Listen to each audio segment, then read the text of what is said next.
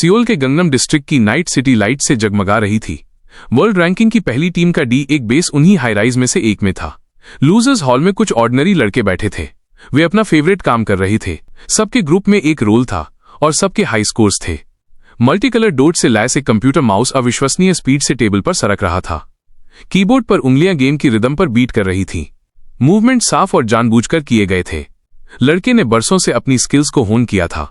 जब उसने मॉनिटर पर अपने सेम अपोनेंट को देखा तो उसके चेहरे पर एक स्माइल आ गई। ये प्लेयर उस डेक्स को डिस्ट्रॉय करना चाहता था जो अनएक्सपेक्टेडली इस गेम वर्ल्ड में आया था।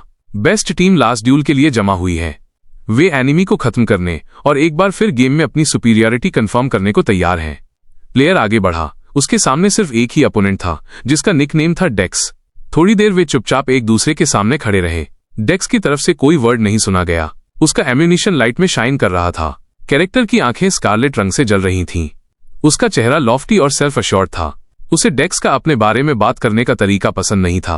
प्लेयर कैरेक्टर ने एक बैटल क्राई निकाली। प्लेयर डेक्स को एक लेसन सिखाने और वर्ल्ड को एक बार फिर याद दिलाने के लिए ईगर था कि टॉप स्पॉट पर उसकी टीम ही वर्दी है। अपनी सोर्ड लिए हुए प्लेयर स्नैप होकर अपनी सीट से उठा और डेक्स की ओर स्पीड से बढ़ा। डेक्स खुद स्टिल खड़ा था, सिर्फ उसका क्लोएक हवा में लहरा रहा था। डेक्स ने अपनी डार्क ब्लेड निकाली और उसे अपने हाथ में कंफर्टेबली ग्रिप किया। ये मोशन ब्रीफ पर सिग्निफिकेंट था। दोनों प्लेयर्स एक सिंगल ब्लो में एक दूसरे से टकराए। उनके चारों ओर लाइट स्कैटर्ड हो गई और चमकीली लाइट में वेपन्स क्लैंक हुए। फाइट खत्म करने के लिए वन ब्लो इनफ था। कैरेक्टर का हाथ एक तरफ उड़ गया जबकि उसने सोर्ड को टाइटली क्लच किया हुआ था। एग्नी में ग्रॉल करते हुए प्लेयर डिफीट हो गया और हजारों पिक्सल में टूटकर गेम से डिसअपियर होने लगा। टीम पीछे से आई। लड़कों ने मिलकर उस एनिमी की ओर हेड किया जिसने उनके लीडर को एक कॉम्बो से डिस्ट्रॉय किया था। एक प्लेयर ने एक मिस्टीरियस स्किल का यूज किया और स्पेस में डिस्पर्स होकर इनविजिबल बनने लगा। एक साइलेंट मूव के साथ वो अपने अपोनेंट की पीठ के पीछे फिसलने में मैनेज हो गया। अपनी एबिलिटीज पर कॉन्फिडेंट होकर टीम प्लेयर ने अटैक की तैयारी की, लेकिन उसे ये रियलाइज भी नहीं हुआ कि डेक्स उसकी प्रेजेंस को सेंस कर सकता था। कैरेक्टर का सिर तेजी से घूमा और उसके हेलमेट के नीचे से रेड आइज चमक उठी। जैसे ही ब्लेड्स आपस में टकराए, किनारों से स्पार्क्स उड़ी। इनविजिबल मैन का अटैक प्रॉपर सक्सेस नहीं था। डेक्स ने प्लान भांप लिया और अपनी पीठ को प्रोटेक्ट किया।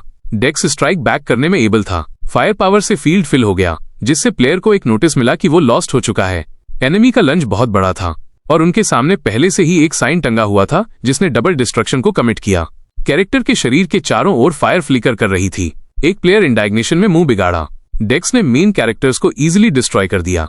दूसरा प्लेयर डिस्करेज नहीं हुआ और अपनी एबिलिटीज में कॉन्फिडेंट था।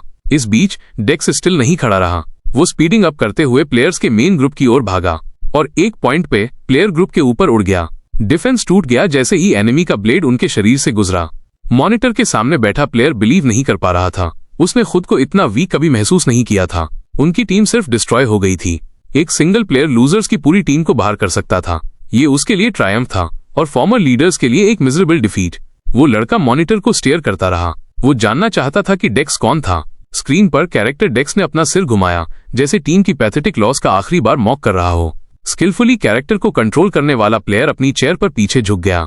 यंग जे यून उस लड़के का रियल नेम था जो डेक्स के लिए खेल रहा था। इससे पहले उसके पास बहुत सारे और नाम थे जो मैटर नहीं करते थे। वो टॉप प्लेयर्स में एक लीडर बनना चाहता था। लड़के ने प्रिंगल्स का एक कैन उठाया और उसे क्रम्ब से रगड़ा, लेकिन अनफॉर्चुनेटली चिप्स आउट हो चुकी थी। उसने अपनी होंठ चाटे। यून ने बचे हुए क्रम्ब्स को इकट्ठा किया। चिप्स का एक और कैन लेने जाने का डिसीजन लाइटनिंग फास्ट था। लीडिंग टीम के प्लेयर ने एनॉयंस के साथ लिस्ट को देखा। वो फ्यूरियस था कि डेक्स टॉप स्पॉट पर पहुंच गया था। वो बिलीव नहीं करना चाहता था कि कोई सिंगल और अननोन प्लेयर उन्हें आउटरन कर सकता है। और जिस समय ऐसा लगा कि ये और वर्स्ट नहीं हो सकता, डेक्स ने चीयरफुली प्लेयर्स को गुड बाय कहा जैसे कुछ हुआ ही नहीं। एक व्हाइट वैन रोड पर स्पीड पकड़ रही थी। आदमी न्यूज डिस्कस करते हुए मजे कर रहे थे।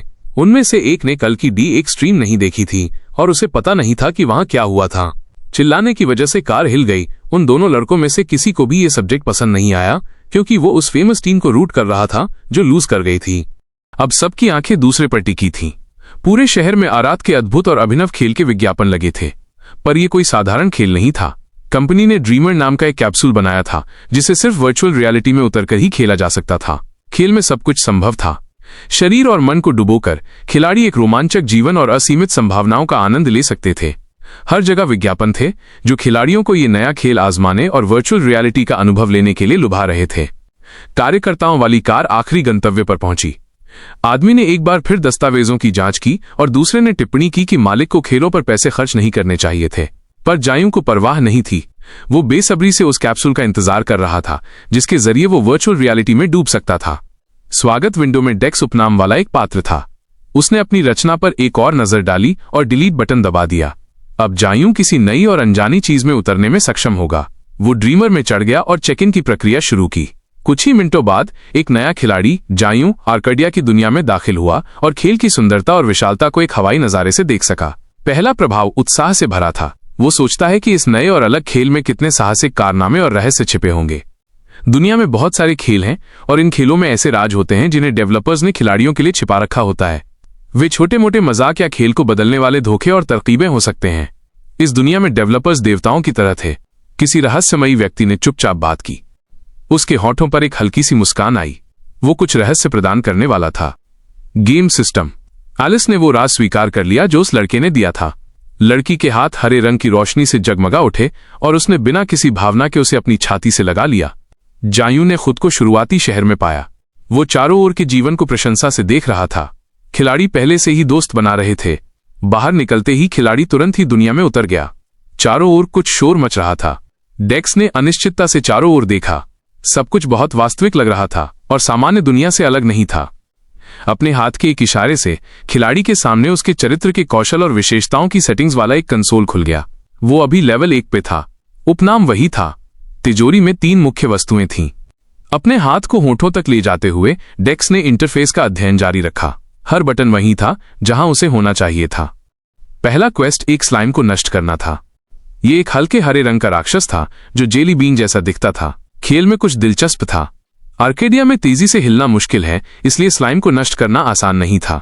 खेल में ऐसी स्थितियों से बचने के लिए विभिन्न कौशल विकसित किए गए थे जिन्हें सुधारा और उपयोग किया जा सकता है। जिस क्षण डेक्स का स्लाइम मॉब से आमना सामना हुआ, उसने तुरंत उसकी उपस्थिति पर प्रतिक्रिया दी।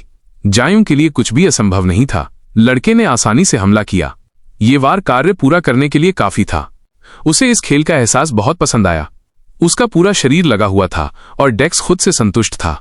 ये सोचते हुए कि वो अपने चरित्र को बहुत जल्दी पंप अप कर पाएगा, डेक्स ने कंसोल खोला। आश्चर्य से उसका चेहरा बिगड़ गया क्योंकि डेक्स को एहसास नहीं था कि अगला कार्य 100 किताबें पढ़ना था। एडलिन पुस्तकालय में शांति थी। 2 लड़कियां एक लंबी मेज पर बैठी थीं। हर कोई किसी न किसी काम में व्यस्त थी। कुछ दिलचस्प देखकर एक लड़की ने दूसरी की ओर मुड़कर देखा। लड़की की दोस्त ने किताब से अपनी आंखें हटाने में जल्दी नहीं की। उनके सामने एक खिलाड़ी एक मेज पर बैठकर 24 घंटे किताबें पढ़ रहा था। चश्मा लगाई लड़की के लिए पुस्तकालय में होना असामान्य नहीं था। असाइनमेंट की वजह से अन्य खिलाड़ी किताबें उधार लेते थे और बस उन्हें पलटते थे। किसी भी खिलाड़ी ने किताबें नहीं पढ़ी थीं और डेक्स उन सभी को पढ़ने के लिए बहुत जिद्दी था। चश्मा लगाई लड़की ने लड़के की ओर देखा। उसका फैसला था कि खिलाड़ी जल्द ही ऊब जाएगा और दूसरों की तरह ही करेगा। अचानक डेक्स अपनी सीट से उठा और लड़कियों के पास गया। लड़के ने किताब की एक प्रति की ओर इशारा किया और पूछा कि क्या उनके पास दूसरा खंड है।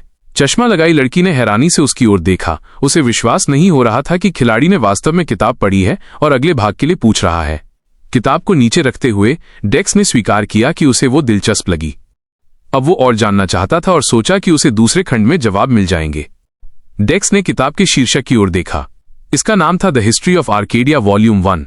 कुछ सेकंड बाद लाइब्रेरियन ने विनम्र आवाज में दूसरा खंड नीचे रखा और वापस करना याद रखने के लिए कहा।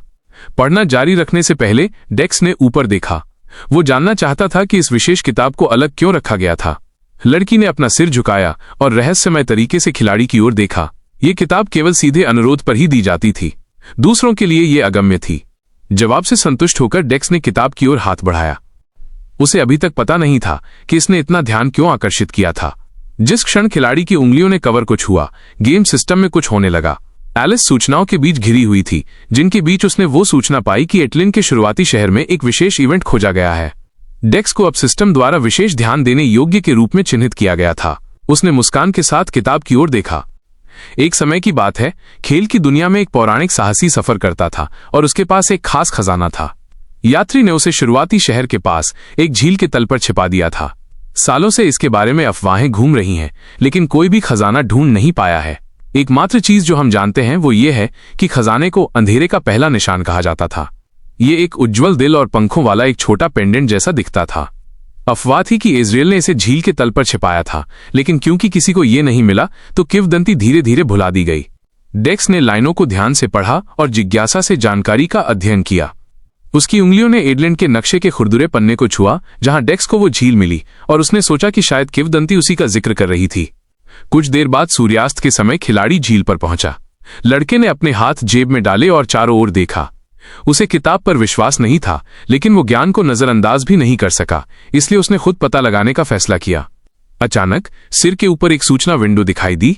उसने तुरंत अपना ध्यान उसकी ओर किया। पहली विंडो के बाद कई अन्य दिखाई दी। सभी में कहा गया कि एक विशेष असाइनमेंट बनाया गया है। उसे मुख्य असाइनमेंट दिया गया था, जिसमें कहा गया था कि उसे अंधेरे का निशान ढूंढना है। और अरुणा झील के तल पर वास्तव में कुछ खास था। अंधेरे में जहां कोई गर्म रोशनी नहीं पहुंचती थी, कोई सिकुड़कर सोया हुआ था। डेक्स में जहां कोई गर्म रोशनी नहीं पहुंचती थी, कोई सिकुड़कर सोया हुआ था। डेक्स ने अजीब असाइनमेंट पर चारों ओर देखा। उसे कुछ भी असामान्य नहीं दिखा और ये लड़के को अजीब लगा। उसकी नजर वापस झील पर गई।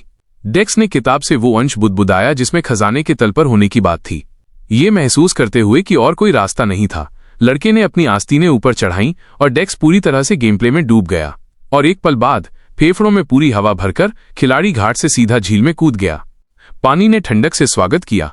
डेक्स ने अपनी आंखें खोलीं और गहराई में ध्यान से देखा। जब उसे एहसास हुआ तो उसकी आंखें फटी रह गईं। झील अप्रत्याशित रूप से गहरी थी। खिलाड़ी उसका तल नहीं देख सकता था। ये एक वास्तविक पुष्टि थी कि खिलाड़ी सही रास्ते पर था। इस समय आर्कटेडिया की कोरियाई शाखा में कुछ हुआ। खेल का मुख्य परिदृश्य खुल गया है। कर्मचारियों ने हैरानी से सूचना को देखा। निदेशक क्वान मोंग्स छन की भौहें नाक के पुल पर सिकुड़ गईं क्योंकि वो अपनी गर्दन खुजला रहा था। किस तरह का खिलाड़ी इतनी जल्दी मुख्य कहानी का कार्य खोल सकता है? एक स्टाफ सदस्य मेरे पीछे आया और मुझे बताया कि एक खिलाड़ी मुख्य परिदृश्य से संबंधित एक वस्तु के संपर्क में आया है। कोई और इन्फॉर्मेशन ना होने का एहसास करते हुए मुयुन ने गहरी सांस ली और इंस्ट्रक्शंस दिए। ये सब कंपनी के प्रेसिडेंट को भी रिपोर्ट किया जाना चाहिए। स्टाफ डायरेक्टर के ऑर्डर्स को कैरी आउट करने चले गए, जबकि डायरेक्टर वहीं खड़े होकर वार्निंग नोटिस को देखते रहे। मांगचन की जॉज कसकर भींच गईं। यूएस में गेम 3 महीने से चल रहा था और वहां सब पीसफुल था। डेक्स पानी से बाहर तैरकर निकला। लालच से हवा अंदर खींच रहा था। वो पहले भी कई बार लेक की बॉटम तक गया था, लेकिन वो कभी भी अपने गोल तक नहीं पहुंच पाया था। वो शोर तक बाहर निकला और थककर बैठ गया। अब बहुत सारे नोटिस बोर्ड्स खुल गए थे। बॉटम तक पहुंचने के हर अटेम्प्ट ने उसकी डाइविंग स्किल को बढ़ाया। चूंकि गेम अभी अभी खुला था, कोई लीडर्स नहीं थे। प्लेयर्स टॉप पर पहुंचने के लिए अपने कैरेक्टर्स को तेजी से डेवलप कर रहे थे। जय यू ने गुस्से में अपनी मुट्ठी भींच ली। उसे लगा कि उसके पास डाइविंग स्किल को पंप अप करने का टाइम नहीं है। दुख की बात है, उसने महसूस किया कि उसे कुछ वैल्यू की चीज ढूंढनी होगी और अभी वो गलत काम कर रहा था। फिर भी यह क्वेस्ट उन समस्याओं को सॉल्व कर सकता था जिनके बारे में किसी को पता नहीं था। यह अफसोस की बात होगी अगर ये एक मीडियोकर चीज निकली। यूएस सिलिकॉन वैली में सिलिकॉव का मेन ऑफिस एक बड़ा ग्लास सरेंडर था। जानेका पोल कंपनी की युवा चेयरमैन थी। वो लड़की अपने बेड पर आराम कर रही थी। अचानक आई एक बीप ने लड़की को उसकी नींद से जगा दिया। उसकी आंखें चौड़ी हो गईं और उसका हार्ट उसकी चेस्ट में जोर से धड़कने लगा। उसने तुरंत अपने थॉट्स को इकट्ठा किया। ये पता चला कि कोरिया में किसी ने एक मेजर मिशन खोल दिया है। एक विशाल स्क्रीन के सामने बैठी लड़की रिपोर्ट सुन रही थी। जेनिका ने अपने बालों को बेतरतीब ढंग से बांधना शुरू कर दिया। वह इस बात से आउट ऑफ हर माइंड थी कि इनिशियल सिटी में किसी ने मेन असाइनमेंट को कैसे शुरू कर दिया। तभी स्क्रीन पर एक आवाज ने कहा कि ये राइटिंग टीम ने नहीं, बल्कि एक निश्चित पर्सन ने किया है। जैसे ही जेनिका ने यह सुना, उसके चेहरे पर तुरंत मुस्कान आ गई। ये स्पष्ट था कि लड़की के मन में उसके लिए अच्छे फीलिंग्स नहीं थे। उसने अपना टैबलेट पकड़ा और सारी इन्फॉर्मेशन को तेजी से फ्लिप थ्रू करना शुरू कर दिया। कुछ मिनटों के बाद वो इस असाइनमेंट के बारे में इन्फॉर्मेशन ढूंढने में कामयाब रही। इसमें secret class bard of anarchy के बारे में लिखा था। उसने सोचा कि क्या वो इतना वर्थलेस कैरेक्टर खेल सकता है। तभी स्क्रीन से एक आवाज ने उसका ध्यान भटकाया। पता चला कि प्लेयर को एक यूनिक एबिलिटी मिलेगी। जेनिका ने अपनी नजरें टैबलेट पर वापस डाली और वो जगह ढूंढ ली जहां यूनिक एबिलिटी का डिस्क्रिप्शन था। उसकी आंखें चौड़ी हो गईं। जून को अपना टास्क शुरू किए 10 दिन हो गए थे। एक पॉइंट पर पानी की सरफेस पर एक स्ट्रिंग वाला एक हाथ दिखाई दिया। डेक्स ने उस ऑब्जेक्ट को उठाया और उसे अलग अलग एंगल से देखा। उसके चेहरे पर एक संतुष्टि भरी मुस्कुराहट आ गई। इसके अलावा गाय को अन्य स्किल्स में भी इंप्रूवमेंट्स मिली थीं। इसकी रिपोर्ट देने वाली सारी विंडोज उसकी आंखों के सामने फ्लिकर करने लगीं। जायून ने नेकलेस ऑफ डार्कनेस की स्क्रूटनी की। अब उसके सामने एक बहुत सीरियस चॉइस था कि वो इस आइटम का इस्तेमाल करे या नहीं। फिर उसने नेकलेस ऑफ डार्कनेस को एक्टिवेट कर दिया। एक साइन दिखाई दिया। एक चॉइस बनाना था। वो अग्रीमेंट में आगे बढ़ा। उसने यस बटन पर क्लिक किया और फिर दर्जनों और वैसे ही साइंस दिखाई दिए जो बार बार वही सवाल पूछ रहे थे। एक पॉइंट पर एक नई विंडो पॉपअप हुई, लेकिन टेक्स्ट ऐसे लिखा गया था जैसे कि ये डेवलपर द्वारा व्यक्तिगत रूप से एड्रेस किया गया हो। जो इस टास्क की प्रगति को बारीकी से देख रहा था वो गेम के दूसरी तरफ था। यह रहस्यमय आदमी मुस्कुराया। जेयुन टेंस्ड अप हो गया और उसे उन कॉन्सिक्वेंसेस का एहसास नहीं हुआ जो उसके साथ होंगे, लेकिन अब पीछे हटने का कोई रास्ता नहीं था। उस गाय के चारों ओर एक तेज लाइट जल उठी। गेम ने स्काई को डार्क और ब्राइट हाइलाइट्स में रंग दिया। फिर एक लैंटर्न के साथ एक स्टैचू दिखाई दी और उसमें से गोल्डन लाइट बाहर निकली। एक विंडो पॉपअप हुई कि डेक्स को hidden class bard of anarchy मिल गया है। नोटिफिकेशंस फिर से प्लेयर की आंखों के सामने फ्लैश हुईं। गाय का लुक सरप्राइज और कंफ्यूजन में बदल गया। पंपिंग सिस्टम को कैरेक्टर से हटा दिया गया था। मेन असाइनमेंट आसान नहीं था। उसे 6 दिनों तक न्यू कमर्स को डिस्ट्रॉय करना था। प्लेयर ने अपनी स्किल का इस्तेमाल किया और स्लाइम पर अटैक करने की तैयारी की। उसे अपनी स्ट्रेंथ पर कॉन्फिडेंस था। उसके बॉडी से फायर पावर निकली और बुलेट की तरह स्लाइम से गुजरी। मॉन्स्टर को डिस्ट्रॉय करने के लिए यह काफी था। स्लाइम से एक छोटी ऑब्जेक्ट कोर बाहर गिरी। वो लड़की उसके करीब आई और एनवियसली सीटी बजाई। डेक्स एक पेड़ के पीछे छिपा था और न्यू कमर्स को ध्यान से देख रहा था। उसे अभी भी ये बात हजम नहीं हो रही थी कि वो उन्हें डिस्ट्रॉय करने वाला था। प्लेयर को यह पसंद नहीं था कि गेम उसे अब क्या करने पर मजबूर कर रहा था। इस वक्त ये उसे मीन और लो लग रहा था। 1 घंटे बाद मॉनिटर के सामने बैठकर जयुन ने कैरेक्टर को डिलीट करने की कोशिश की, लेकिन वो अनसक्सेसफुल रहा। जयुन की निगाहें संक गईं। उसे पता ही नहीं चला था कि ये गेम केवल एक ही कैरेक्टर बनाने की अलाउंस देगा। गेम ने उसे इतनी बार वॉर्न किया था और रिकंसिडर करने को कहा था। इसका एक रीजन था, लेकिन किसे पता था कि ये ऐसा निकलेगा। अब डेक्स कैरेक्टर को डिलीट करके फिर से स्टार्ट नहीं कर सकता था। उसे अपने द्वारा चुने गए पाथ पर खुद ही चलना होगा। उस गाय ने डिस्क्रिप्शन को ध्यान से देखा। उसकी निगाहें गेम की विंडोज पर घूमने लगीं और उसका चेहरा और भी थॉटफुल हो गया। लेवल मार्कर डिसअपियर हो गया था और यह सभी गेम्स के लिए एक क्लासिक था। उसने हॉरर के साथ महसूस किया कि वो अब और प्रोग्रेस नहीं कर सकता और हर गुजरते डे के साथ उसके और दूसरे प्लेयर्स के बीच का गैप केवल बढ़ता जाएगा। इस फैक्ट ने उसे बहुत डिप्रेस कर दिया। जे यून को सिस्टम के वर्ड्स याद आए कि अब से उसे गेम में हैवक और कंफ्यूजन फैलाना होगा। सैडनेस उस लड़के के कंधों पर एक भारी बोझ की तरह थी। उसने खुद को ब्लेम किया कि उसने उन वार्निंग्स पर ध्यान नहीं दिया और खुद पर ऐसी मिसफॉर्चून ले आया। अपने थॉट्स में डूबा डेक्स घास पर कोलैप्स हो गया। अपने हाथ पैर फैला दिए। उस गाय का उठने और कुछ भी करने का मन नहीं था। उसने महसूस किया कि वो कुछ भी चेंज नहीं कर सकता। भले ही उसे पिस्ड ऑफ हो रहा था, प्लेयर रियलिटी को एक्सेप्ट करने को तैयार था। उसके बाद डेक्स उठा और उसने अपनी सर्च शुरू की। कैरेक्टर स्टेटस विंडो को और ध्यान से एग्जामिन किया। वह डिसेंसी नामक एक स्केल ढूंढने में कामयाब रहा। उसकी आईब्राउज उसकी नाक के ब्रिज पर मिल गईं। उसे पता नहीं था कि यह क्या था। डेक्स को एक ब्रीफ डिस्क्रिप्शन मिली जिसके टेक्स्ट ने उसके लिए और भी सवाल खड़े कर दिए और इसलिए वो एक पेड़ के पीछे छिपकर खड़ा रहा और न्यू कमर्स को देखता रहा। वह इस असाइनमेंट से अनकंफर्टेबल था।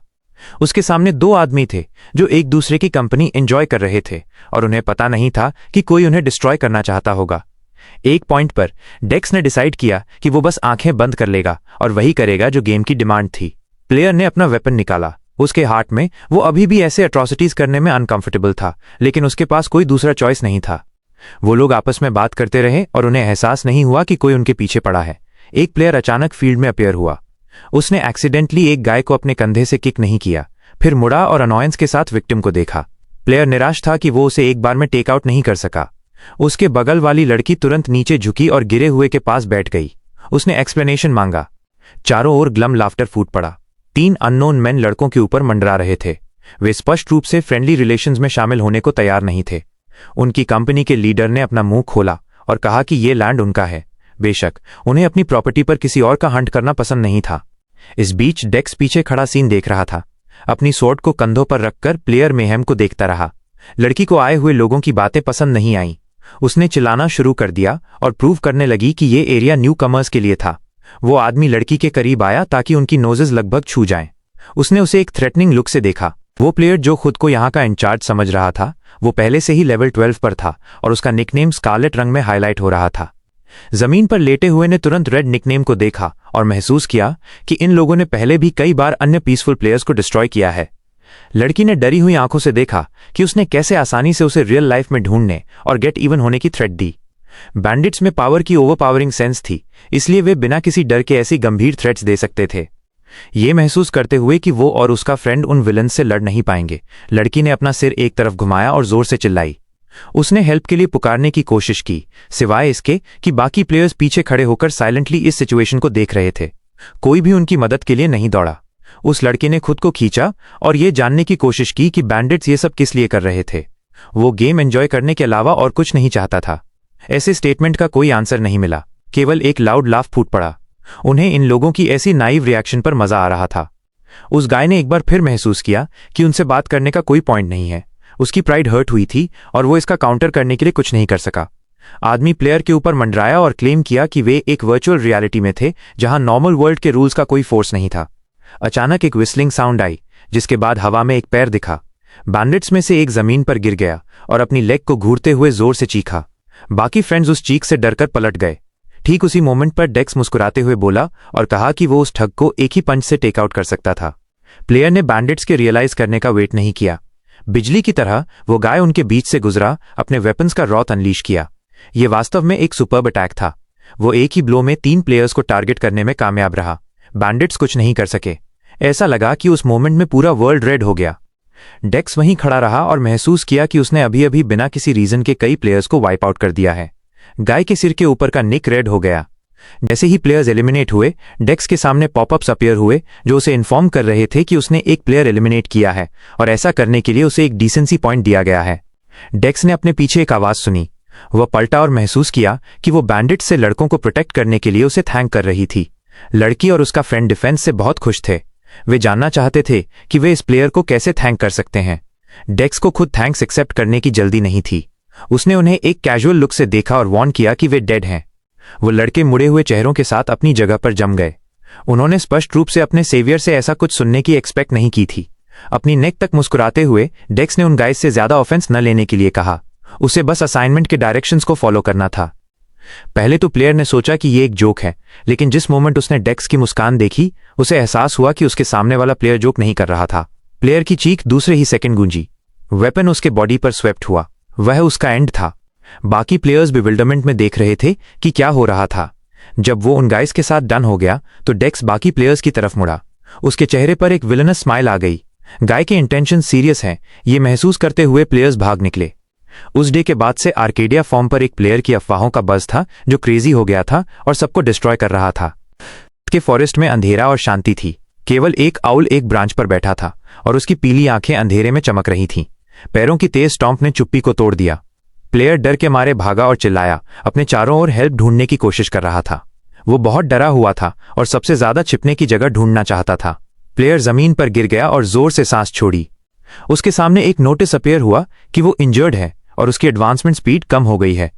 जोर से सांस लेते हुए उसने उठने की कोशिश की, लेकिन वो अपनी पीठ पर ऑमिनस ऑरा और उसका पीछा करने वाले के अप्रोच को महसूस कर सकता था। एक डार्क क्लोक पहने हुए आदमी लाइट में आया। उसका सिर एक मोटे हुड से ढका हुआ था। उसका चेहरा देखना मुश्किल था। उस गाय ने पास आते हुए प्लेयर को देखा और एक्साइटमेंट उसके बॉडी में और भी भर गया। आंखें डर से चौड़ी हो गईं। जे यून फॉरेस्ट की शैडोज से बाहर निकला और प्रे के पास पहुंचा। उसकी निगाहें इनसेन थीं। उसे अपने एक्शंस के लिए कोई शेम महसूस नहीं हो रही थी। पीछे हटते हुए उस गाय ने चिल्लाना शुरू कर दिया कि उसे डिस्ट्रॉय करने के लिए उसने कुछ भी गलत नहीं किया है। वर्ड्स ने कोई हेल्प नहीं की। डेक्स उससे कॉन्वर्सेशन नहीं करने वाला था, इसलिए उसने अपना वेपन उठाया और घुमाया। आखिरी मोमेंट में प्लेयर ने जोर से वर्ड्स कहे कि वो एडमिनिस्ट्रेशन में कंप्लेंट फाइल करेगा। उसने वादा किया कि विलन ऐसे ही नहीं बच पाएगा। इन वर्ड्स पर डेक्स ने अपना वेपन नीचे किया और उसके मुंह से एक भारी आह निकली। जाहिरा तौर पर उसने ऐसी थ्रेट्स पहली बार नहीं सुनी थी। यह स्टोरी डेक्स के बार्ड ऑफ एनार्की बनने के बाद उसके मॉरल डायलेमा और गेम्स असाइनमेंट को दिखाती है। क्या डेक्स? उस गाय ने प्लेयर को शांत आवाज में इंटेंट से देखा। डेक्स ने कहा कि यह टास्क उसे गेम डेवलपर्स ने खुद दिया था। प्लेयर की आंखें बाहर निकल आईं और उसे विश्वास नहीं हो रहा था कि वो क्या सुन रहा था। क्या यह सच हो सकता था? एक सेकंड बाद उसका चेहरा गुस्से में भर गया। डेक्स अब इस बारे में कोई एक्सक्यूजेस बनाने को तैयार नहीं था। जाने से पहले डेक्स ने मीठी जम्हाई ली। वह काफी देर से बाहर था और थक गया था। आर्केडिया में प्लेयर्स को पनिश करने का एक सिस्टम था। दूसरे वर्ल्ड में भेजे जाने के बाद यूजर को एक डे के लिए एक्सेस ब्लॉक कर दिया जाता था और ये टेक्निकल डिपार्टमेंट के लिए एक बड़ी प्रॉब्लम थी। लोग बहुत सारे प्लेयर्स से कॉल्स ले रहे थे जो इस बात से फ्यूरियस थे कि किसी एक की वजह से उन्हें रिस्ट्रिक्टेड किया जा रहा था। सीईओ ऑफिस में आया और उबलते हुए वर्क को सस्पेंस से देखा। पीछे एक एम्प्लॉय खड़ा था और बता रहा था कि उनके पास कंप्लेंट्स का ढेर लग गया है। वो आदमी तुरंत टेंस हो गया। उसे यह सुनना पसंद नहीं था। वो जानना चाहता था कि क्या हो रहा है, इसकी और डिटेल्स क्या हैं। जून ने अपने करंट प्रोग्रेस की इन्फॉर्मेशन वाली विंडो खोली। सिर्फ 2 स्लीपलेस नाइट्स में वो 1000 से ज्यादा एलिमिनेशंस पूरे कर पाया था। थका हुआ प्लेयर एक बार फिर जमाया। इस पॉइंट तक उसने सोचा था कि न्यूकमर्स डिस्ट्रॉय करना थोड़ा आसान होगा, डेक्स सच में वरीड था कि वो ट्रबल में न पड़ जाए, और साथ ही वो सोच रहा था कि गेम ने खुद ही उसे ये असाइनमेंट दिया है। उस लड़के ने अपने पीछे एक अजीब आवाज सुनी। वह एक तरफ मुड़ा। स्लाइम्स फॉरेस्ट से बाहर आने लगे और वे बहुत सारे थे। वे सब दुखी दिख रहे थे और ऐसा लग रहा था जैसे वे रोने वाले हों। अचानक डेक्स के सामने एक विंडो पॉपअप हुई कि उसने स्लाइम्स को बचाया था और अब उन्हें उससे सिंपैथी थी। और जैसे ही 1 सेकंड में स्लाइम्स की पूरी भीड़ ने प्लेयर को चारों ओर से घेर लिया और उसे अनब्राइडल्ड लव और ग्रैटिट्यूड दिखाई।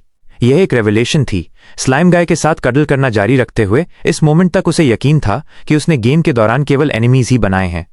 थोड़ी देर बाद उसने और अन्य स्लाइम्स ने किसी की आवाज सुनी। बोलने वाला बहुत दूर था, इसलिए वर्ड्स समझ पाना इम्पॉसिबल था। फॉरेस्ट के अंधेरे में 4 लाइट्स दिखाई दी और भी वॉइसेस थीं। कोई किसी के साथ बहुत एक्टिवली कुछ डिस्कस कर रहा था। डेक्स ने कुछ देर तक उनके पास आने का वेट किया। उसका चेहरा अब सीरियस हो गया। उसे ये पता लगाना था कि आगे कैसे बढ़ना है। प्लेयर ने अपना हाथ स्लाइम के सिर पर रखा और हल्के से सहलाया। उसे उन्हें गुड बाय कहना पड़ा और जाना पड़ा, क्योंकि उसे वरीड था कि वे उसका शिकार करेंगे। डेक्स के इंस्टिंक्ट्स सही थे।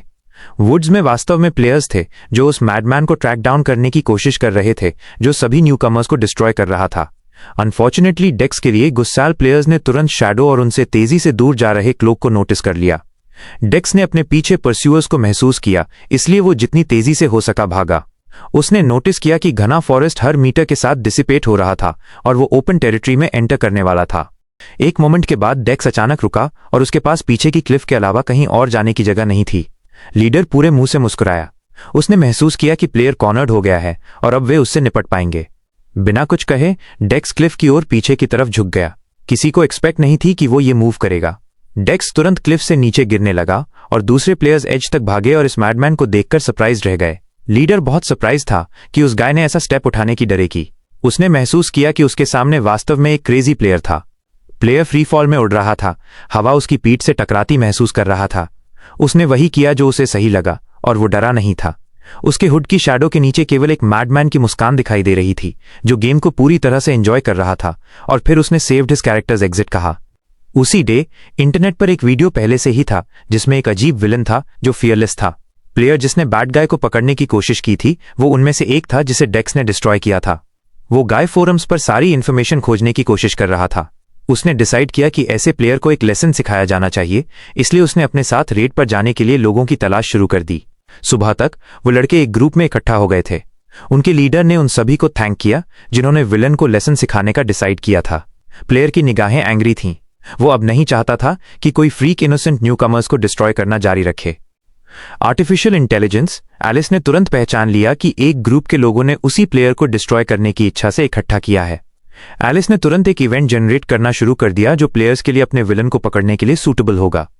प्लेयर के चेहरे के सामने एक विंडो अपीयर हुई जिसमें एक नोटिफिकेशन था कि एक न्यू टास्क क्रिएट किया गया है। उस गाय ने थॉटफुली इसे देखा। वही नोटिफिकेशंस बाकी प्लेयर्स को भी दिखाई दिए। सभी नए टास्क से सरप्राइज थे। इसे पूरा करने के लिए हंटिंग ग्राउंड्स में असैसिन को पकड़ना जरूरी था। आर्केडिया के कुरियन सेक्शन में एक वार्निंग अपीयर हुआ। एम्प्लॉइज उसके चारों ओर जमा हो गए और समझ नहीं पा रहे थे कि ऐसा कैसे हो सकता है। वो आदमी फ्यूरियस था कि किसी ने एक नॉन अप्रूव टास्क को गेम में जाने दिया। उसने डिमांड की कि मैटर से निपटा जाए। कांगदाई हुने ने जोर से स्टाफ पर चिल्लाया। उसे समझ नहीं आ रहा था कि प्रोफेशनल्स की एक पूरी टीम ऐसी मिस्टेक कैसे कर सकती है। एम्प्लॉइज के पास आंसर करने के लिए कुछ नहीं था। वे सब अपनी सीट्स पर खड़े रहे और चुप रहे। वो आदमी उनकी आंखों में अंडरस्टैंडिंग ना पाकर जोर से सांस छोड़ी। ये एक सीरियस इंसिडेंट था। सबने रेड स्क्रीन को देखा और महसूस किया कि इस तरह का असाइनमेंट अनकॉमन नहीं था और गेम के लिए प्रॉब्लम्स नहीं ला सकता था। डिहॉन हिल गया जब उसने एक कोवर्कर से सुना कि यह असाइनमेंट मेन असाइनमेंट चेन के फर्स्ट एक्ट से रिलेटेड था। आदमी को एक्सपेक्ट नहीं थी कि चीजें इतनी तेजी से बदलेंगी। अन्य कंट्रीज शांत थे, लेकिन यहां एक रियल अप्रोच था। यह एक ऐसे सिनारियो की तरह था जैसे सीड जमीन में हो। सीड तुरंत नहीं अंकुरित हुआ। इसमें कुछ टाइम लगा। माना जाता है कि सिनारियो को जैसे होना चाहिए था वैसे सामने आने में कुछ मंथ्स लगने चाहिए थे।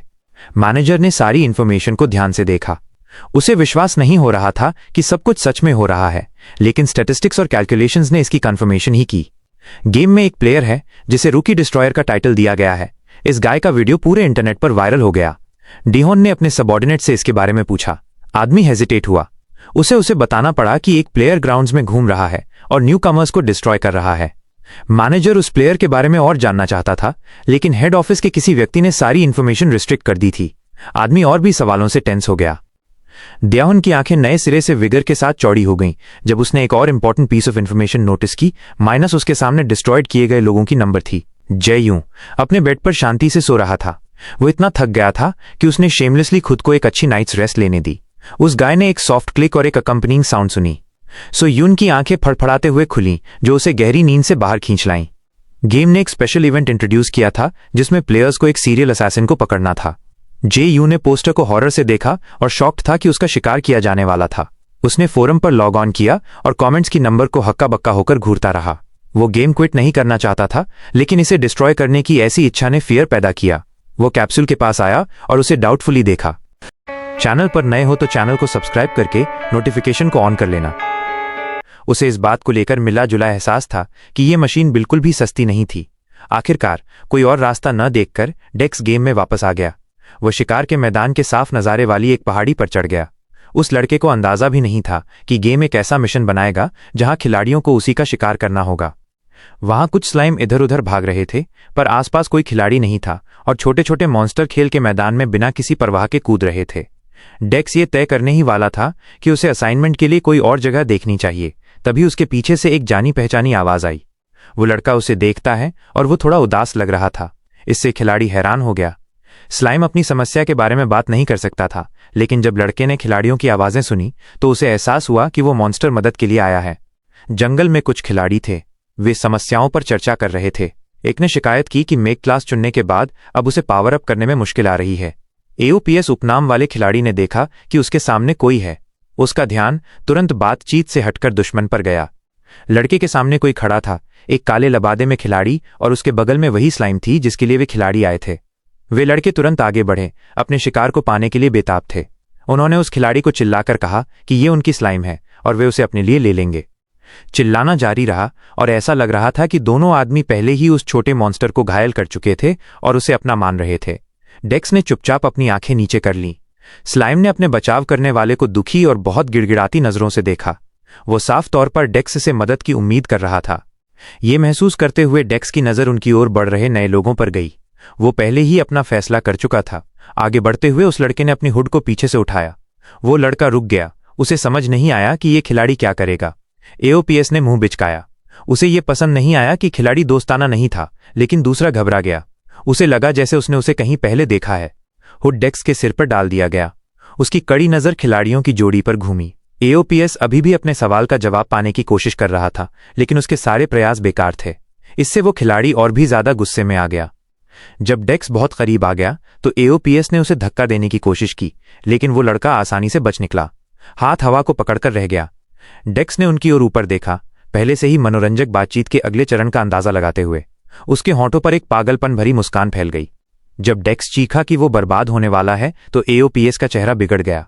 लड़के ने ध्यान नहीं दिया कि उसका उपनाम लाल हो गया था। उसे समझ नहीं आया कि क्या हो रहा है। डेक्स जमीन पर गिर गया, अपनी बांह पकड़कर, और चिल्लाता रहा कि हत्यारा उसे खत्म करने वाला है। एओपीएस को समझ नहीं आया कि वो ऐसा क्यों कर रहा है। आसपास के अन्य खिलाड़ियों ने चीखें सुनी कि हत्यारा यही है। वे बदला लेने के लिए इतने उत्सुक थे कि उनकी आंखें चमक उठीं। वे सभी टास्क के इनाम को पाने के लिए उतने ही बेताब थे। खिलाड़ी अकाप्स और उसके दोस्त की ओर बढ़ने लगे। दुर्भाग्यशाली आदमी ने खुद को सही ठहराने की कोशिश की और अजनबी को धक्का देकर कहा कि यह झूठ है, लेकिन डेक्स उन लड़कों से भाग रहा था और उसके साथ स्लाइम भी था। एओपीएस घबरा गया। अब उसे गुस्साई भीड़ से निपटना होगा।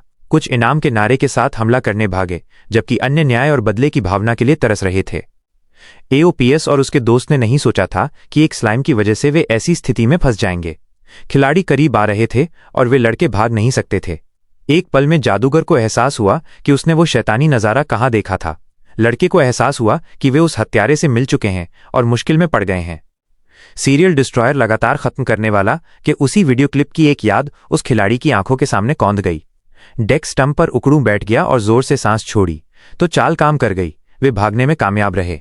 स्लाइम उसके आसपास काफी उछल रहा था। खिलाड़ी ने स्लाइम को उठा लिया और हैरान था कि छोटा मॉन्स्टर उसका साथ दे पाया। स्लाइम को खिलाड़ी के साथ रहने में मजा आ रहा था। स्लाइम एक ऐसे पालतू जानवर की तरह व्यवहार कर रहा था जिसने अपने मालिक को बहुत याद किया था। स्लाइम को गोद में लेकर बैठते ही डेक्स के चेहरे के सामने एक नया नोटिफिकेशन बॉक्स सामने आया। लड़के ने ऊपर देखा। उसमें लिखा था कि स्लाइम को बचाने के लिए उनकी जाति की सहानुभूति बढ़ गई है और डेक्स उनका दोस्त बन गया है। लड़के को हैरानी नहीं हुई क्योंकि उसने स्लाइम जाति को बचाते हुए सच में बहुत सारे नौसिखियों को खत्म किया था। डेक्स ने अपना सिर झुकाया। वो खुश था कि उसके पक्ष में दोस्त थे, लेकिन वे सभी पहले स्तर के थे और उसकी ज्यादा मदद नहीं कर पाएंगे। खिलाड़ी के सामने और नए नोटिफिकेशन सामने आए। उनमें से एक ने सबसे ज्यादा आकर्षित किया, क्योंकि स्लाइम की मदद उसके शिष्टता डिसेंसी से की जा सकती थी। लड़के की आंखें स्लाइम पर गईं और उसकी आत्मा में रुचि हर गुजरते पल के साथ बढ़ती गई। बिना सोचे डेक्स ने अपना हाथ उठाया और उसे स्लाइम की ओर इशारा किया। उनके चारों ओर एक ऊर्जा बल बन गया और स्लाइम हवा में उठ गया। इससे पहले कि गेम ये पूछने का फैसला करता कि क्या खिलाड़ी शिष्टता बिंदुओं का उपयोग करना चाहता है, डेक्स को कोई संदेह नहीं था कि उसे पता लगाना होगा कि क्या होगा। जैसे ही उसने बटन दबाया, आसमान में एक पत्थर की मूर्ति दिखाई दी, जिसके हाथ में एक लालटेन थी जो एक गर्म सुनहरी रोशनी से जल उठी। जिस पल शिष्टता स्लाइम को मिली, उनका स्तर तुरंत बढ़ गया। छोटे मॉन्स्टर लेवल 15 के हो गए। गेम में मॉन्स्टर का हमेशा एक उद्देश्य रहा है और वो खिलाड़ी के लिए प्रतिद्वंद्वी के रूप में काम करना था। योद्धा अपने किरदारों को पावर अप करने के लिए भयानक लड़ाइयों में मॉन्स्टर के सामने खड़े होते थे, और अगर वे विफल भी हो जाते थे तो भी वे मजबूत बनने के तरीके ढूंढते थे। साथ ही हर गेम में शुरुआत करने वालों के लिए बनाए गए मॉन्स्टर भी होते थे। उन पर खिलाड़ी अपने कौशल को पावर अप करने का अभ्यास करते थे। आर्कडिया भी इसका अपवाद नहीं था, और ट्रेनिंग मॉन्स्टर की भूमिका स्लाइम और गैर खतरनाक मॉन्स्टर को दी गई थी। गेम के आधिकारिक चैनल पर कई अलग अलग वीडियो थे जिन्होंने नए खिलाड़ियों को अधिक बारीकियों को जानने में मदद की, लेकिन अभी हाल ही में एक नया वीडियो आया जिसने खलबली मचा दी। लेवल 1 के स्लाइम अचानक बहुत मजबूत हो गए। एक खिलाड़ी ने गेम की समीक्षा और पहले अनुभव के बारे में एक वीडियो बनाने का फैसला किया। जैसे ही वो अंदर आया, उसने अपनी आंखें अपने हाथों पर नीचे की और ग्राफिक्स से हैरान हो गया। लड़के ने चारों ओर के इलाके को देखा। आसपास कोई नहीं था। ऐसा लगा जैसे वो कहीं असली दुनिया के असली जंगल में है। नजर को तरफ मोड़ने पर एक प्यारा सा छोटा स्लाइम था। लड़के ने अपनी तलवार उठाई, छोटे मॉन्स्टर को खत्म करने के लिए तैयार था, सिवाय इसके कि उसे ये उम्मीद नहीं थी कि स्लाइम एक पागल की तरह खिलाड़ी पर झपटेगा। वो लड़का मदद के लिए चिल्लाने लगा, लेकिन बस कुछ ही सेकंड के बाद स्लाइम आसानी से खिलाड़ी को पछाड़ने और उसे खत्म करने में कामयाब रहा। प्रसारण रुक गया और वीडियो खत्म हो गया। शिष्टता बिंदुओं को खर्च करने के परिणाम स्वरूप स्लाइम को बहुत ज्यादा शक्ति मिल गई। वे प्यारे मॉन्स्टर नहीं रहे। युद्ध के मैदान पर लड़कों को समझ नहीं आया कि क्या हो रहा है। वे नुकसान नहीं पहुंचा पा रहे थे और मॉन्स्टर खुद खिलाड़ी को आसानी से खत्म कर सकते थे। डेक्स पहाड़ी पर ऊपर से इस पागलपन को देख रहा था।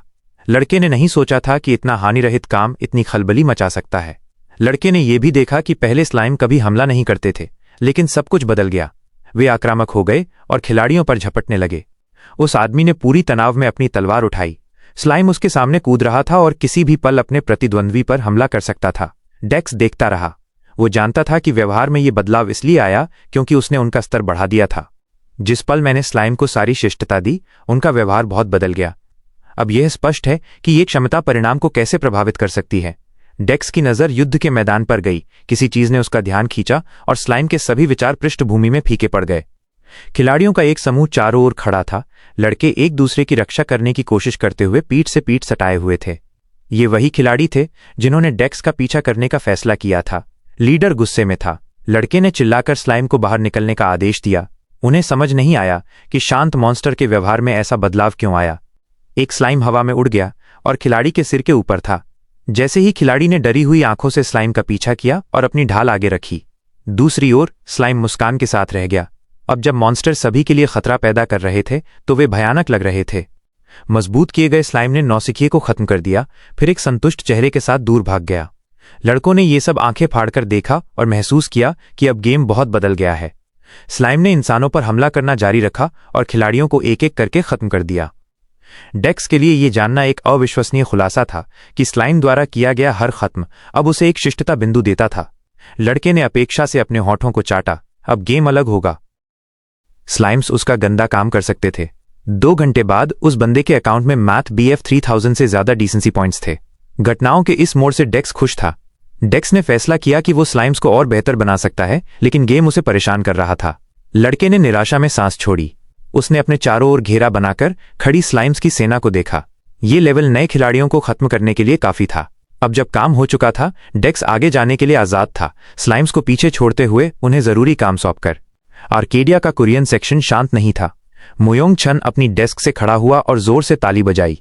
उसके आसपास एक दमनकारी माहौल था। CEO का अंदाज खतरनाक था। उस आदमी ने गेम की मौजूदा स्थिति पर एक ताज़ी रिपोर्ट की मांग की। मैनेजर आगे बढ़ा और इस बारे में बात करना शुरू कर दिया कि नए खिलाड़ियों की बढ़ी हुई समस्याओं के कारण स्लाइम्स का स्तर बढ़ गया है। आदमी की आवाज कांप रही थी। उन दोनों के बीच बातचीत हुई।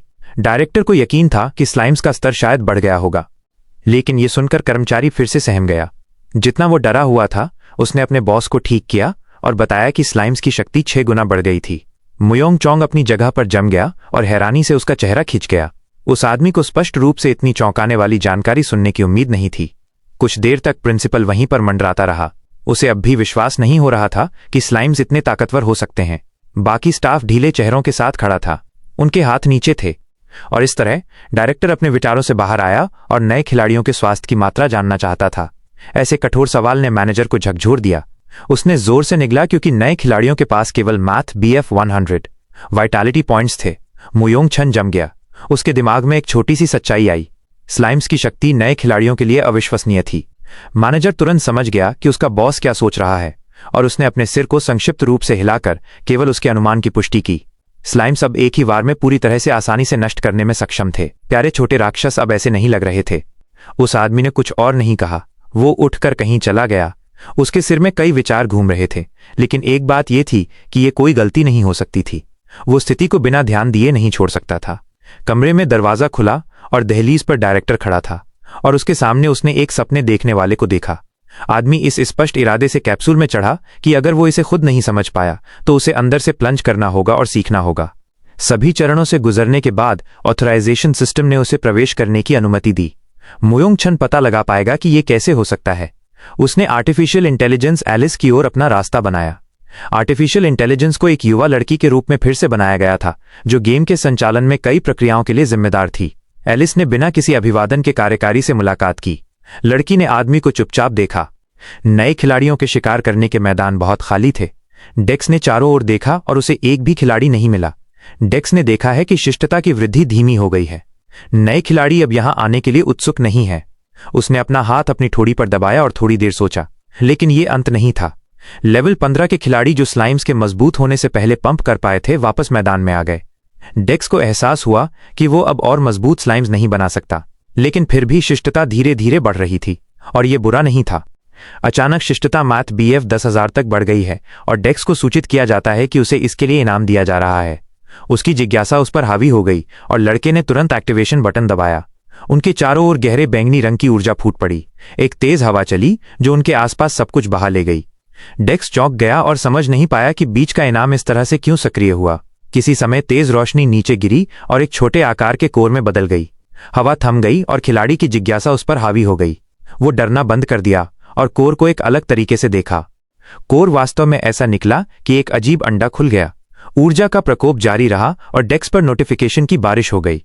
अंडे से एक विशाल राक्षस निकला जो खिलाड़ी से कई गुना बड़ा था। उसके पंख नुकीले और विशाल थे। उसके पंजे वाले हाथों ने ऊर्जा को जकड़ रखा था। राक्षस का पूरा शरीर कोणीय और नुकीला था। फेमिलियर होश में आया और एक धधकती निगाह से खिलाड़ी को देखा। वो जानना चाहता था कि कोई इंसान उसे बुलाने की हिम्मत कैसे कर सकता है। डेक्स खुद अब बिल्कुल भी नहीं डरा। लड़के ने राक्षस को खुशी से देखा। राक्षस का आभा डराने वाला था। डेक्स की आंखें उस तख्ती को देखकर हैरानी से घूर रही थीं, जिस पर फेमिलियर का पूरा विवरण था। जो अब डेक्स के सामने खड़ा था वो और कोई नहीं बल्कि chaos lord Satan the demon lord था। फेमिलियर ने अपने शरीर की जांच की और अपनी जवानी के आकार में वापस आने पर खुश हुआ, सिवाय इसके कि दानव ने शायद ये महसूस नहीं किया कि डेक्स कितना छोटा है। डेक्स कई गुना बड़ा था। दानव ने एक बार फिर डर से अपने शरीर के चारों ओर देखना शुरू कर दिया और उसे पता नहीं चला कि वो कहाँ था या वो इतना छोटा क्यों था। छोटे राक्षस से गुस्सा भड़क उठा। उसने अपना सिर उठाया और खतरनाक ढंग से डेक्स की ओर मुड़ा। लड़के ने सवालिया अंदाज में चारों ओर देखा। डेक्स ने अपने सिर के पीछे खरोच किया। खिलाड़ी ने बस वो इनाम खोला था जो खेल ने उसे दिया था। दानव खुद जो हुआ था उस पर पूरी तरह से सदमे में था। जाहिर है वो समझ नहीं पा रहा था कि ये कैसे हो सकता है। वो जिस स्थिति में था उससे उसे दौरा पड़ सकता था। डेक्स दानव को देखता रहा क्योंकि वो घुटनों के बल गिर गया, अपना सिर पकड़ रहा था और एक तरफ से दूसरी तरफ लड़खड़ा रहा था। खिलाड़ी अच्छी तरह से जानता था कि वो एक असली डीमन लॉर्ड का सामना कर रहा था जिसके पास बहुत ज्यादा शक्ति थी। इस तथ्य के बावजूद कि दानव की अधिकांश शक्ति अब चली गई थी, उसका व्यवहार नहीं बदला था। उसने ऐसा व्यवहार किया जैसे वो पूरे ग्रह का राजा हो। दानव डेक्स के सिर के ऊपर चढ़ गया और बैठ गया। अपने हाथों को अपनी छाती पर रखकर उसने उनके बीच समझौता खोजने के अलावा कोई और विकल्प नहीं देखा। लड़के की आंखें सिकुड़ गईं क्योंकि उसे नहीं पता था कि इस दानव के व्यवहार पर कैसे प्रतिक्रिया दें। वो बहुत लापरवाह तरीके से व्यवहार कर रहा था। अचानक दानव उसके सिर से उतर गया और दिलचस्पी से डेक्स को देखा। उसे संदेह था कि आदमी के पास एक दिलचस्प शक्ति हो सकती है। जैसा कि पता चला, डेक्स फेमिलियर को प्रकट करने के लिए शिष्टता खर्च कर सकता था। सिस्टम ने उसे खतरे और धोखे के बारे में चेतावनी दी। आखिर वो एक दानव के साथ काम कर रहा था। फेमिलियर चारों ओर घूमा और खिलाड़ी से शक्ति के लिए भीख मांगना शुरू कर दिया। डेक्स अभी भी पूरी तरह से निश्चित नहीं था कि दानव क्या कह रहा था। फिर दानव ने अपनी उंगली उसकी ओर उठाई और गर्व से एक शक्ति के बारे में बोला जो वास्तविकता को उलट सकती थी। डेक्स को अब जाकर एहसास हुआ कि दानव किस बारे में बात कर रहा था। उसकी आंखें चौड़ी हो गईं और उसे अपनी शक्ति का उपयोग करने में सक्षम होने की उम्मीद नहीं थी। डिसेंसी पॉइंट्स में वास्तव में महान शक्ति थी। उन्हीं के कारण डेक्स स्लाइम्स के स्तर को बढ़ाने और अराजकता लाने में सक्षम था। दानव ने आगे कहा कि एक सामान्य खिलाड़ी इसका फायदा नहीं उठा पाएगा। फेमिलियर ने एक बार फिर जोर देकर कहा कि वो खिलाड़ी को धन्यवाद दे सकता है। डेक्स ने पहले ही कल्पना कर ली थी कि कृतज्ञता कैसी होगी। उसे एहसास नहीं था कि खेल इतना बदल सकता है। मूल्य की अनुभूति बहुत सही समय पर आई। दानव की उन्हें पाने की ऐसी इच्छा ने लड़के के अंदाजे की पुष्टि कर दी। दानव केवल मुस्कुराया क्योंकि उसे एहसास हुआ कि उसने आदमी की रुचि जगा दी है और वो जो चाहता है उसे पा सकेगा। एक पल में दानव ने अपना हाथ हिलाया और उनके बीच एक लबादा क्लोक प्रकट हुआ। कुछ महीने पहले अमेरिका में भी खिलाड़ी केवल 50वें स्तर तक ही पहुंचे थे। दानव को इसमें कोई संदेह नहीं था कि उसका मालिक इनाम लेने से मना कर देगा। अपनी उंगलियां चटकाने के साथ ही लबादा पल भर में हवा में गायब हो गया। उस परिचित फेमिलियर ने जानना चाहा कि उसके मालिक को क्या चाहिए। डेक्स ने कुछ देर तक दानव को हैरानी से घूरता रहा, लेकिन एक पल बाद एक शानदार विचार उसके दिमाग में आया। उसने एक इच्छा सोची और अचानक उसके सिर में बल्ब जलने जैसा हुआ। अपना सिर उठाते हुए डेक्स ने सोचा कि क्या वो मॉन्स्टर को और मजबूत कर सकता है। परिचित कुछ सेकंड के लिए हवा में मंडराया और दानव के लिए कितनी हैरानी की बात थी जब उसके मालिक ने अचानक स्लाइम की शक्ति बढ़ाने की इच्छा जताई। कुछ सेकंड बाद दानव हंसने लगा। अपने पूरे इतिहास में उसे पहली बार ऐसा अनुरोध मिला था। शांत होने के बाद उस परिचित ने अपने अंगूठे से खुद को ठोका, मुस्कुराया और भरोसा दिलाया कि वो आसानी से अनुरोध को संभाल सकता है। डेक्स ये सुनकर खुश हुआ और धन्यवाद के रूप में वो सब कुछ देने को तैयार था और वे लगभग 9000 थे। उनके पैरों के नीचे एक जादुई घेरा, मैजिक सर्कल प्रकट हुआ। इस प्रकार उनके बीच एक अनुबंध हो गया। शिकार के मैदान पर काले बादल छा गए जिनमें से बैंगनी बिजली के बोल्ट जमीन पर गिरे। जंगल के ऊपर एक विशाल मॉन्स्टर दिखाई दिया। ये स्लाइम क्वीन थी जिसका स्तर 100 था। फायरलैंड्स हरकत में आए और हथियार से शक्ति का विस्फोट हुआ जिसने एक और स्लाइम को 2 टुकड़ों में काट दिया। जो खिलाड़ी पहले से ही थोड़े पंपअप हो चुके थे वे साइट पर लौट आए और स्लाइम का शिकार फिर से शुरू कर दिया। उन लड़कों को पता था कि ये जगह नए आने वालों के लिए बहुत खतरनाक थी, लेकिन वे बिना किसी तनाव के अपने किरदारों को विकसित कर सकते थे। संतुष्ट होकर वे नए शिकार की तलाश में आगे बढ़े। वे अपनी बातचीत में इतने मग्न थे कि उन्हें जमीन में हल्का कंपन भी तुरंत महसूस नहीं हुआ। एक पल में उनके पैरों के नीचे की जमीन कांप रही थी। काली और चिकनी ऊर्जा जमीन से फूटने लगी। ये सब एक भयानक आवाज के साथ था। अदृश्य शक्ति ने स्लाइम को उठने और अनगिनत मासूम जिंदगियों का बदला लेने के लिए उकसाया। स्लाइम भी उसी तरह काली ऊर्जा से ढक गए। खिलाड़ियों ने जो हो रहा था उसे अपनी पूरी आंखों से देखा। उनके चारों ओर जो चल रहा था उसने उनके दिलों में बहुत डर पैदा किया। आंख पर पट्टी वाले खिलाड़ी के शरीर में कंपी थी और वो उस दृश्य से अपनी आंखें हटा नहीं पा रहा था क्योंकि उसके सामने कुछ पूरी तरह से अवास्तविक होना शुरू हो गया था। एक अलग रंगत में रंगे सैकड़ों स्लाइम तेजी से हवा में उठने लगे। अपने हाथों से खुद को ढकते हुए खिलाड़ी ने सोचा कि ये उनके लिए वास्तविक अंत है। वो डर से चीखा और इसके बारे में कुछ नहीं कर सका। लेकिन कुछ समय बाद जब अभी भी उसके साथ कुछ नहीं हुआ तो खिलाड़ी ने अपनी आंखें खोलीं। स्लाइम, जैसा कि उसने सोचा था कि वे उस पर हमला करने वाले हैं, तेजी से उनके पास से गुजर गए। सिर पर हेलमेट पहने खिलाड़ी ने दूसरी दिशा में घूर कर देखा। उसने जो देखा उससे उसकी आंखें चौड़ी हो गईं। लेकिन खिलाड़ियों के लिए दुर्भाग्य से जो कुछ अब मैदानों में हो रहा था वो सभी ने देखा। शक्ति और स्लाइम की एक विशाल छाया उनकी आंखों के सामने बढ़ रही थी। ठीक उसी क्षण नोटिफिकेशन बॉक्स सभी के सामने दिखाई दिए। एक कहानी थी कि कैसे स्लाइम अब इंसानों के अत्याचार को बर्दाश्त नहीं कर सकते थे और अब वे एक स्लाइम क्वीन को फिर से बनाने के लिए एक साथ आए हैं जो पूरी जाति को उनकी मुक्ति की ओर ले जाएगी। स्लाइम क्वीन ने एक गरजती दहाड़ निकाली। उसकी चीख इस ब्रह्मांड के सभी खिलाड़ियों के लिए गुस्से और नफरत से भरी थी। उसने अपना सिर ऊपर उठाया और जोर से दहाड़ा।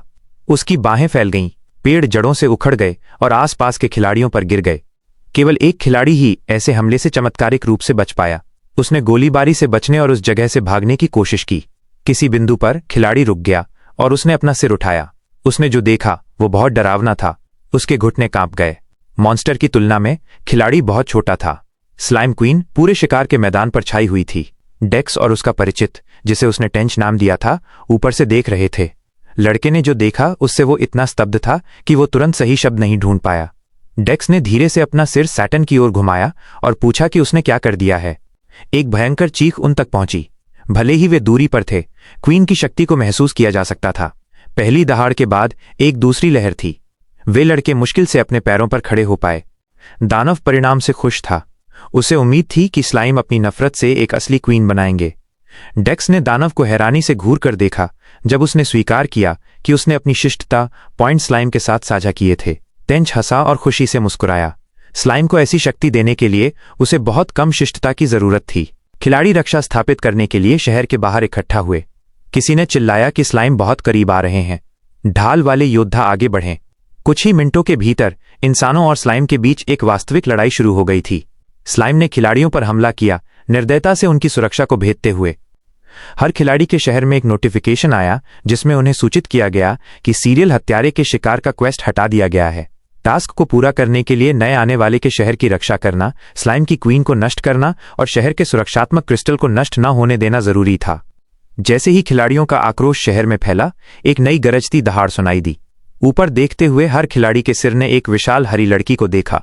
डेक्स पहाड़ी पर बैठा रहा और शहर के पास क्या हो रहा था उसे ऊपर से देखता रहा। टेंच उसके पास मंडराता रहा और जानना चाहता था कि योजना क्या थी। दानव अर्नियन के कान के पास गया और बताया कि खिलाड़ी इस क्वेस्ट को कैसे समाप्त कर सकता है और नए आने वाले के शहर को नष्ट कर सकता है। लुभावने प्रस्ताव के बावजूद डेक्स कोई कार्रवाई करने की जल्दी में नहीं था। वो केवल निरीक्षण करना चाहता था। दानव के सिर में एक और विचार था। उसने फैसला किया कि उसका मालिक एक प्रतिभाशाली है, क्योंकि वो सब कुछ नष्ट कर देगा और खिलाड़ियों की आशाएं नष्ट हो जाएंगी। डेक्स के सामने कई नोटिस फिर से खुल गए। लड़के ने टेंच के शब्दों पर विचार किया। अब डेक्स को एक मुश्किल फैसला लेना होगा। इस बीच स्लाइम ने खिलाड़ियों पर अपना खून के प्यासे हमले जारी रखे। इंसान हताशा से लड़े और डेक्स एक सच्चे खलनायक की मुस्कुराहट के साथ ये विचार करता रहा कि उसे किस पक्ष को चुनना चाहिए। क्वीन का विशाल मुंह फिर से खुला और उसमें से एक जोरदार दहाड़ निकली। उसी समय डेवलपर्स और लेखक गेम में चल रही हर चीज को देख रहे थे। वे एक मीटिंग के लिए ऑफिस में इकट्ठा हुए। वो आदमी किसी भी चीज पर टिप्पणी करने के लिए तैयार नहीं था, इसलिए वो अपनी बाहों को ताले में बांधकर बस स्क्रीन को घूर रहा था। खामोशी को एक कर्मचारी ने तोड़ा, जो अब और बर्दाश्त न कर पाने पर अपनी सीट से उछल पड़ा। देहुन को समझ नहीं आया कि 100वें स्तर का मॉन्स्टर उस जगह पर कैसे हो सकता है जो केवल शुरुआत करने वालों के लिए थी। उसका नाम वांगजी ही था और वो लीड डिजाइनर थी। उसका पूरा रूप गेम की परिस्थितियों के बारे में उत्तेजना दिखा रहा था। देहुन ने हर शब्द के साथ अपनी आवाज ऊंची की। वो न्याय चाहता था और स्थिति की रिपोर्ट प्रधान कार्यालय को करना चाहता था। स्टाफ की अलग अलग राय सुनकर मु योंग चान ने अपनी टैबलेट पर सिर झुकाया। कार्यकारी निदेशक ने घटनाओं की उस श्रृंखला को अपने सिर में दोहराना शुरू कर दिया जो इस परिणाम का कारण बन सकती थी। फिर वो अजीब सीरियल हत्यारा आया जिसके बारे में सभी फोरम पर बात कर रहे थे, और उसे पकड़ने के लिए एक रहस्यमय मिशन का आना। और आखिरकार अज्ञात घटनाओं की एक श्रृंखला ने नए आने वाले के शहर के पास एक स्लाइम क्वीन की उपस्थिति को जन्म दिया। मु योंग चान के पास सोचने के लिए बहुत कुछ था। वो लंबे समय तक चुपचाप बैठा रहा और किसी बिंदु पर उसे झटका लगा। बाकी स्टाफ ने बॉस की ओर अपना चेहरा घुमाया जब वो बोला। उसे यकीन था कि ये प्रधान कार्यालय ने नहीं किया था। डायरेक्टर ने अंगूठा उठाया और एक अनुमान साझा किया। उसे यकीन है कि घटनाएं एक यूजर से जुड़ी थीं। इस बयान ने मीटिंग में सभी को दंग कर दिया। उनके लिए यह विश्वास करना आसान था कि गेम सिस्टम खुद विफल हो गया था। देहुन ने अपना सिर झुकाया और एक बार फिर घटनाओं की श्रृंखला को स्क्रॉल किया। अब यूजर के विचार वाली बात उसे भ्रामक नहीं लगी। मु योंग चान खड़ा हुआ और बोलना जारी रखा। उसने स्टाफ के चारों ओर देखा। अगर घटनाएं आंतरिक फैसलों के कारण थीं, तो प्रशासन किसी भी तरह से हस्तक्षेप नहीं कर सकता था। आंखें डेस्क पर रखी टैबलेट पर नीचे गईं। वहां आंकड़े खुले थे। भले ही यूजर के कार्यों से विनाश हुआ हो, नीति ये थी कि वे हस्तक्षेप नहीं कर सकते थे। नए आने वाले का शहर जल रहा था। गाढ़ा धुआं आसमान में उठ रहा था। ऐसा लगा कि विनाश बहुत विशाल था। इस बीच केंद्र स्लाइम से भर गया था। खिलाड़ियों ने सामना करने की कोशिश की। चारों ओर से जादुई शक्ति चमक रही थी। स्टील आर्मर पहने एक अधेड़ उम्र के आदमी ने अपनी कुल्हाड़ी घुमाई और एक स्लाइम बॉल को नष्ट करने में कामयाब रहा। योद्धा ने अपने दांत कसकर भींच लिए। वो अकेले केवल एक ही स्लाइम को हरा सकता था। उसके पीछे खिलाड़ी ने वो खास आवाज सुनी जो स्लाइम हमला होने पर निकालते हैं।